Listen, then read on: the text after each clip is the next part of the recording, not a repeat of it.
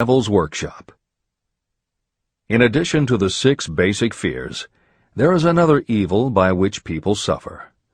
It constitutes a rich soil in which the seeds of failure grow abundantly. It is so subtle that its presence often is not detected. It is more deeply rooted and more often fatal than all of the 6 fears. For want of a better name, let us call this evil susceptibility to negative influences. Those who accumulate great riches always protect themselves against negative influences. The poverty-stricken never do. Those who succeed in any calling must prepare their minds to resist such influences. If you are reading this book to learn how to grow rich, you should examine yourself very carefully to determine whether you are susceptible to negative influences. If you neglect this self-analysis, you will give up your right to attain the object of your desires. Make your analysis searching. As you read the following questions, be tough on yourself. Go at the task as carefully as you would if you were searching for any other enemy you knew was waiting to ambush you. You must deal with your own faults as you would with a real and serious enemy. You can easily protect yourself against real enemies because there are laws, police, and courts to deal with them. But this 7th basic evil is more difficult to master because it strikes when you are not aware of its presence, when you are asleep and while you are awake. Moreover, its weapon is intangible because it consists of merely a state of mind. Negative influences are also dangerous because they come in so many different forms. Sometimes they enter the mind through the well-meant words of your friends and relatives. At other times they come from within, through your own mental attitude. Always it is as deadly as poison, even though it may not kill as quickly. How to protect yourself against negative influences. To protect yourself against negative influences, whether of your own making or the result of negative people around you, recognize that your willpower is your defense. You must put it into constant use until it builds a wall of immunity against negative influences in your own mind. Recognize that you and every other human being are, by nature, lazy, indifferent, and susceptible to all suggestions that reinforce your weaknesses. Recognize that you are, by nature, susceptible to all of the 6 basic fears, and you must set up habits to counteract all these fears. Recognize that negative influences often work on you through your subconscious mind, and are therefore difficult to detect. Keep your mind closed against all people who depress or discourage you in any way. Clean out your medicine chest, and stop pandering to colds, aches, pains, and imaginary illness. Deliberately seek the company of people who influence you to think and act for yourself. Do not expect troubles, as they have a tendency not to disappoint. Without doubt, the most common weakness of all human beings is the habit of leaving their minds open to the negative influences of other people. This weakness is all the more damaging because most people do not even know they do it. The following list of questions is designed to help you see yourself as you really are. You should read through the list now. Then set aside a day when you can give adequate time to go through the list again and thoroughly answer each question. When you do this, I advise that you read the questions and state your answers aloud so you can hear your own voice. This will make it easier for you to be truthful with yourself. Self-analysis questions. Do you complain often of feeling bad, and if so, what is the cause? Do you find fault with other people at the slightest provocation? Do you frequently make mistakes in your work, and if so, why? Are you sarcastic and offensive in your conversation? Do you deliberately avoid the association of anyone, and if so, why? Do you suffer frequently with indigestion? If so, what is the cause? Does life seem futile and the future hopeless to you?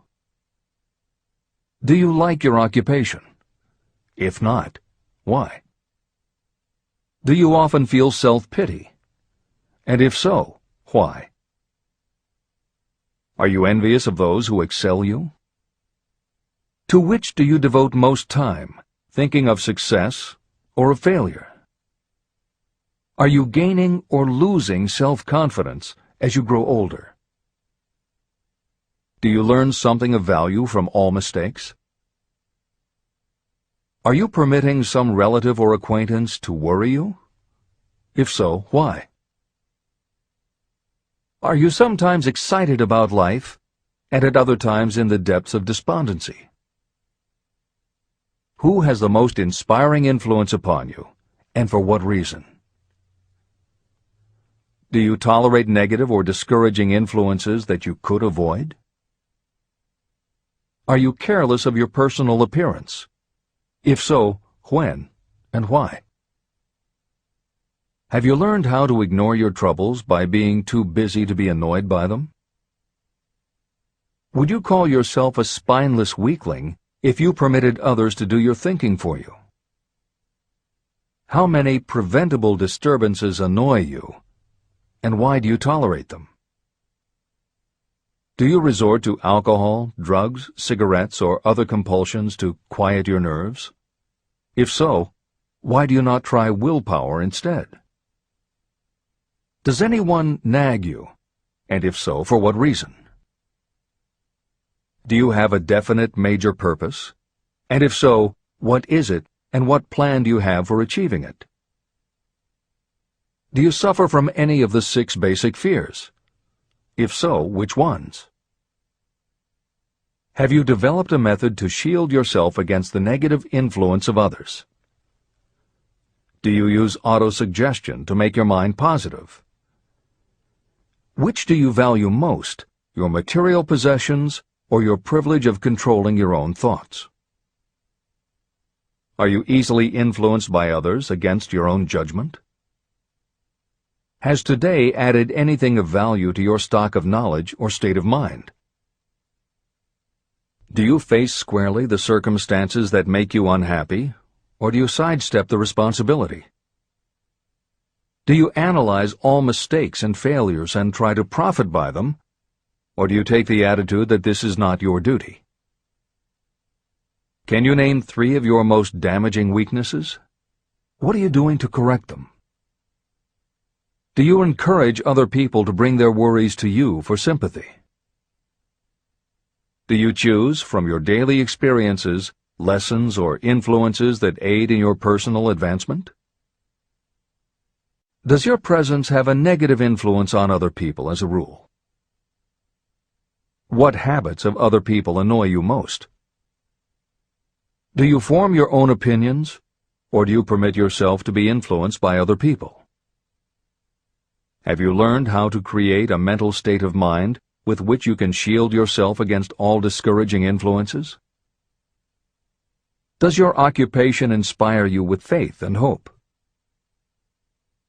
Are you conscious of possessing spiritual forces of sufficient power to enable you to keep your mind free from all forms of fear? Does your religion help to keep your mind positive? Do you feel it your duty to share other people's worries? If so, why? If you believe that birds of a feather flock together, what have you learned about yourself by studying the friends whom you attract? What connection, if any, do you see between the people with whom you associate most closely and any unhappiness you may experience? Could it be possible that some person whom you consider to be a friend is, in reality, your worst enemy because of his or her negative influence on your mind? By what rules do you judge who is helpful and who is damaging to you? Are your intimate associates mentally superior or inferior to you? How much time out of every 24 hours do you devote to your occupation, sleep, play and relaxation, acquiring useful knowledge, plain wasted time? Who among your acquaintances encourages you most, cautions you most, discourages you most? What is your greatest worry? Why do you tolerate it? When others offer you free, unsolicited advice, do you accept it without question, or do you analyze their motive? What, above all else, do you most desire? Do you intend to acquire it? Are you willing to subordinate all other desires for this one? How much time daily do you devote to acquiring it? Do you change your mind often? If so, why? Do you usually finish everything you begin? Are you easily impressed by other people's business or professional titles, college degrees, or wealth? Are you easily influenced by what other people think or say about you? Do you cater to people because of their social or financial status? Whom do you believe to be the greatest person living? In what respect is this person superior to yourself? How much time have you devoted to studying and answering these questions? At least one day is necessary for the analysis and the answering of the entire list. If you have answered all these questions truthfully, you know more about yourself than the majority of people. Study the questions carefully. Come back to them once each week for several months, and be astounded at the amount of additional knowledge of great value to yourself you will have gained by the simple method of answering the questions truthfully. If you are not certain about the answers to some of the questions, seek the counsel of those who know you well, especially those who have no motive in flattering you, and see yourself through their eyes. The experience will be astonishing. The one thing over which you have absolute control. You have absolute control over only one thing, and that is your thoughts. This is the most significant and inspiring of all facts known to humans. It reflects our divine nature. This ability to control your thoughts is the sole means by which you may control your own destiny. If you fail to control your own mind, you may be sure you will control nothing else. Your mind is your spiritual estate. Protect and use it with the care to which divine royalty is entitled. You were given your willpower for this purpose. Unfortunately, there is no legal protection against those who, by design or through ignorance, poison the minds of others with negative suggestion. Those with negative minds tried to convince Thomas A. Edison that he could not build a machine that would record and reproduce the human voice, because, they said, no one else has ever produced such a machine. Edison did not believe them. He knew that the mind could produce anything the mind could conceive and believe. That knowledge was the thing that lifted the great Edison above the common herd. Men with negative minds told F.W. Woolworth he would go broke trying to run a store on 5 and 10-cent sales. He did not believe them. He knew that he could do anything within reason if he backed his plans with faith. Exercising his right to keep the negative suggestions of others out of his mind, he piled up a fortune of more than $100 million. Doubting Thomas's scoffed scornfully when Henry Ford tried out his first crudely built automobile on the streets of Detroit. Some said the thing would never become practical. Others said no one would pay money for such a contraption. Ford said, "I'll belt the earth with dependable motor cars." And he did. For the benefit of those seeking vast riches, let it be remembered that practically the sole difference between Henry Ford and a majority of workers is this: Ford had a mind, and he controlled it. The others have minds that they do not try to control. Mind control is the result of self-discipline and habit. You either control your mind, or it controls you. There is no halfway compromise. The most practical method for controlling your mind is the habit of keeping it busy with a definite purpose, backed by a definite plan. Study the records of those who achieve noteworthy success, and you will see that they have control over their own minds, and that they exercise that control and direct it toward the attainment of definite objectives. Without this control, success is not possible. 55 Famous Alibis by Old Man If. People who do not succeed have one distinguishing trait in common. They know all the reasons for failure and have what they believe to be airtight alibis to explain away their own lack of achievement. Some of these alibis are clever, and a few of them are justifiable by the facts. But alibis cannot be used for money. The world wants to know only one thing: have you achieved success? A character analyst compiled a list of the most commonly used alibis. As you read the list, examine yourself carefully and determine how many of these alibis you use. Remember, the philosophy presented in this book makes every one of these alibis obsolete. If I didn't have a wife and family. If I had enough pull. If I had money. If I had a good education. If I could get a job. If I had good health. If I only had time. If times were better. If other people understood me. If conditions around me were only different. If I could live my life over again. If I did not fear what they would say. If I had been given a chance. If I now had a chance. If other people didn't have it in for me. If nothing happens to stop me. If only I were younger. If I only could do what I want. If I had been born rich. If I could meet the right people. If I had the talent that some people have. If I dared to assert myself.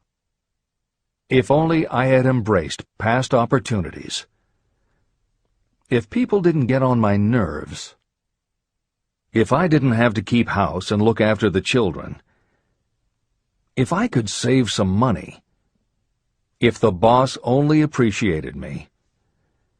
If I only had somebody to help me. If my family understood me. If I lived in a big city. If I could just get started. If I were only free. If I had the personality of some people. If I were not so fat. If my real talents were known. If I could just get a break. If I could only get out of debt. If I hadn't failed. If I only knew how. If everybody wasn't against me. If I didn't have so many worries. If I could marry the right person. If people weren't so dumb. If my family were not so extravagant. If I were sure of myself. If luck were not against me. If I had not been born under the wrong star. If it were not true that what is to be will be. If I did not have to work so hard. If I hadn't lost my money. If I lived in a different neighborhood. If I didn't have a past. If I only had a business of my own. If other people would only listen to me. If, and this is the greatest of them all, if I had the courage to see myself as I really am, I would find out what is wrong with me and correct it. And I know that something must be wrong with the way I have done things, or I would already have the success that I desire. I recognize that something must be wrong with me, otherwise I would have spent more time analyzing my weaknesses and less time building alibis to cover them. Building alibis to explain away failure is a national pastime. The habit is as old as the human race and is fatal to success. Why do people cling to their pet alibis? The answer is obvious. They defend their alibis because they create them. Your alibi is the child of your own imagination. It is human nature to defend your own brainchild. Building alibis is a deeply rooted habit. Habits are difficult to break, especially when they provide justification for something we do. Plato had this truth in mind when he said, "The first and best victory is to conquer self. To be conquered by self is, of all things, the most shameful and vile. Another philosopher had the same thought in mind when he said, "It was a great surprise to me when I discovered that most of the ugliness I saw in others was but a reflection of my own nature." Elbert Hubbard, philosopher, author, publisher of the Fra magazine, and founder of the Roycrofters community of artists, said, "It has always been a mystery to me why people spend so much time deliberately fooling themselves by creating alibis to cover their weaknesses. If used differently, this same time would be sufficient to cure the weakness. Then no alibis would be needed."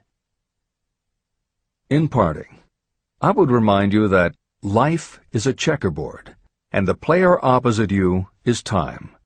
If you hesitate before moving, or neglect to move promptly, your men will be wiped off the board by time. You are playing against a partner who will not tolerate indecision. Previously, you may have had a logical excuse for not having forced life to come through with whatever you asked.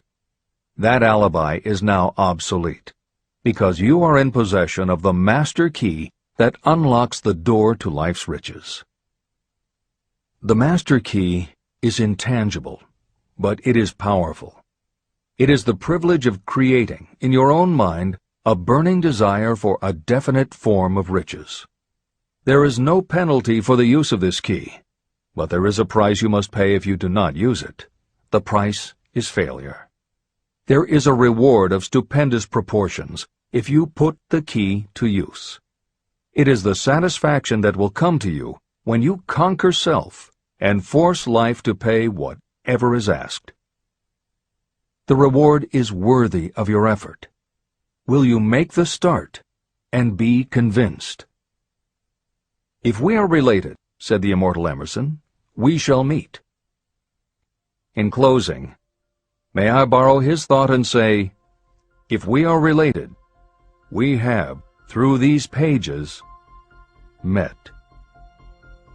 Remember that your real wealth can be measured not by what you have, but by what you are.